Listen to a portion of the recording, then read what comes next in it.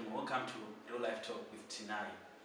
On this show, on this episode today, I've got a guest, the person that I've known for quite a long time.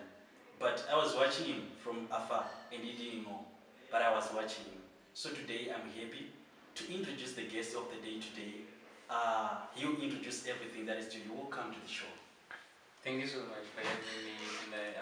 I'm humbled, especially by the fact that you said you've been watching me from afar even without me knowing. Okay, you know what? The first time that I saw you, I was in level 1-1. You came to our home and you were... Please don't say I said anything bad. No, you didn't say anything bad, but Okay, you were just walking from room to room and you were encouraging the 1-1s to join the BA Educator Club. Wow. So we're talking about this. So my name is Vaughn. My name is what? I do archaeology and stuff.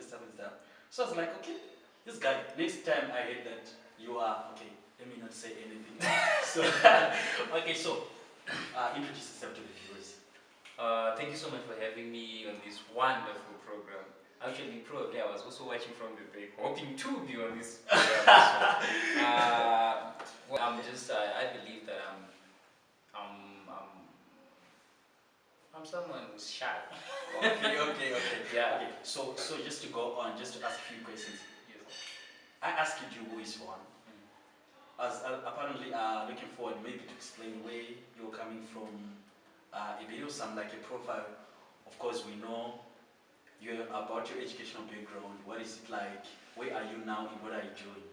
Okay, I would say Yvonne is an African child. I am an Afro-optimist. I'm somebody who believes so much in Africa, raised from a very, very humble background. Like I grew up without my mom. I grew up with my dad and a stepmom. But then, so I just came from such a background, and most of the things that I would have loved to have while I was growing up, I actually didn't get to have them. Not because my dad couldn't afford them, but because of the setup of the family. You know, when you're coming from a broken family, there are certain things that you can't actually have that you could have. So I grew up in complacent to such an environment. So from a very, very young age, I was just determined to make it in life. I did my primary school in Highfield, and I literally grew up in Highfield. Yeah, and then I did my O-level. By the time I get to O-level now, I wasn't living with my dad anymore. I then shifted and started living with my mom. So I actually... So, okay, your mom is actually alive? Yes. Okay, yes. fine. Both parents, they are alive. Okay, good. Just that they separated, I think when I was 6 months old. Okay, that's right. So I then moved from my dad's place to my mom's place. So since then, up until now, I've been living with my mom. And then I did my O-level, which I did not so bad. It's just that I don't get maths, by the way. Yeah, I never passed maths. I hated. I hated because they tried me so much. Then I went to A-level. After A-level, then I went to varsity. But then in between A-level and my varsity, I took a gap year because the whole thing, I wanted to do law. But then I couldn't qualify for law in Zim. Okay, you know, I still remember when you came, I was telling you the day you came to you actually said this, when I'm done with archaeology, I can go and they can give me some years that I will be doing law. That's still the plan. That's still the plan. Okay. So I wanted to do law. I love law so much because I love representing and advocating for people. Okay. So I went to South Africa because I wanted to do law with Forte University. But then when I did my applications and everything, they thought that I was coming through a bursary or something. So they didn't actually consider me. I do not know for whatever reason. Then, out of frustration and disappointments, I had to come back to Zim. That's when I went for archaeology with Midland State University. It wasn't actually my first choice program, but then it turned out to be a great program after all. So, okay, just to take you a little bit. How was your life staying with your father without your real mother, and in between when you moved to stay with your mother? How was it? Is there any difference the life that you were living with your father and the life that you are living with your mom? Yeah, there's a big difference. But I wouldn't wanna take away the experience that living with my dad and my stepmom taught me.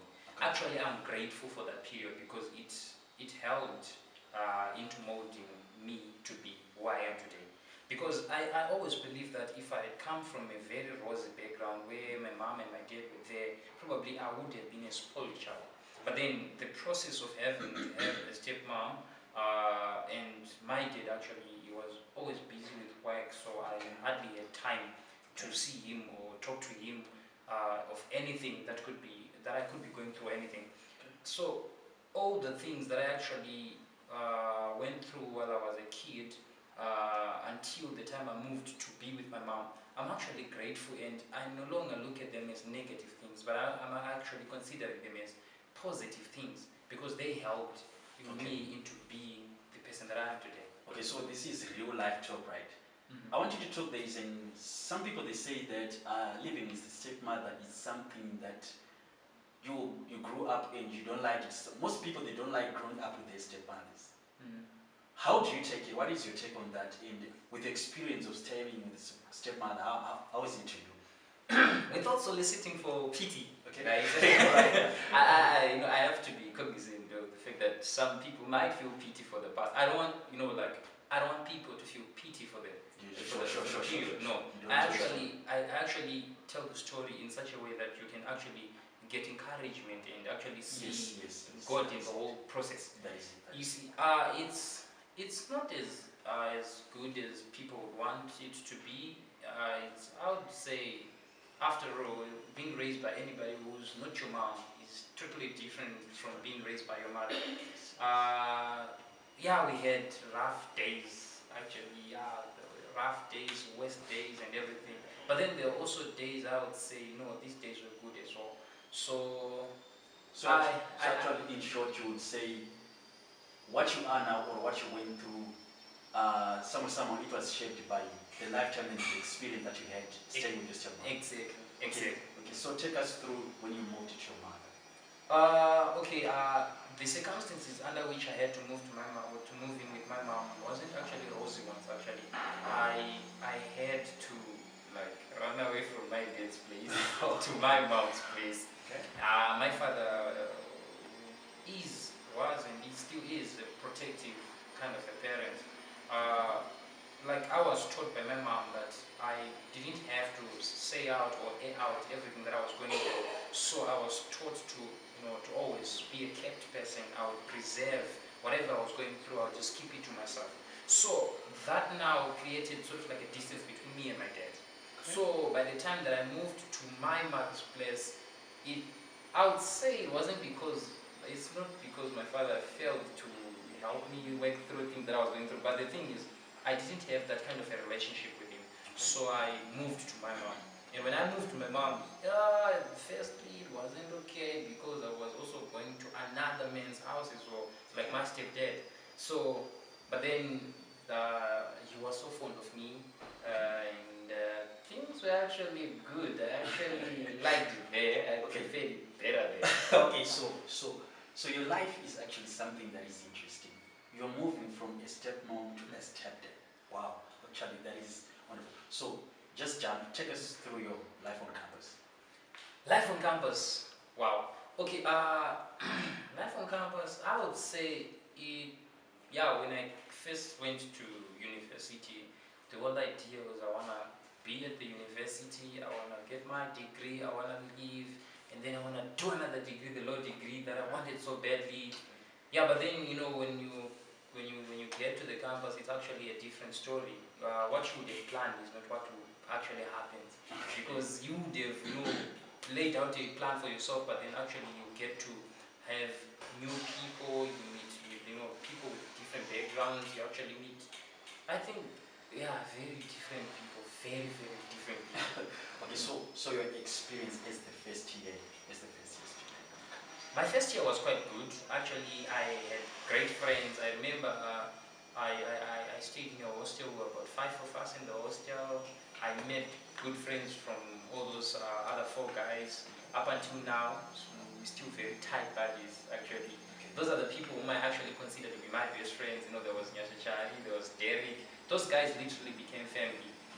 We became family, and we would share everything from bathing soap, share everything, you know. But then my that was my one, and when I get to my first year in the second semester now, I was elected to be a sub-warden. Yeah, so that was some responsibilities that came along the way. And I remember it was the same semester that I actually made it into the SRC. that is good. That is good. So I understand that you were now in the SRC. Which year was that? That was in 2015. 2015. Okay. So how was it? Have you ever thought of being in leadership, like when you were growing up? Like, have you ever pursued leadership, or have you ever had desire to be a leader one day, or were you just thinking about something else that is different from leadership? Because I understand being into the SRC, somehow it's where the political gurus of the big parties, or those who will be participating in the political field, are groomed. So how does it feel? Have you ever thought of being a politician when you were growing up? Yeah, growing up, I always loved the idea of being a leader. Naturally, I would love to believe that without arrogating to myself or the monopoly of knowing everything, you know, I would love to believe that I've always been a leader since I was born.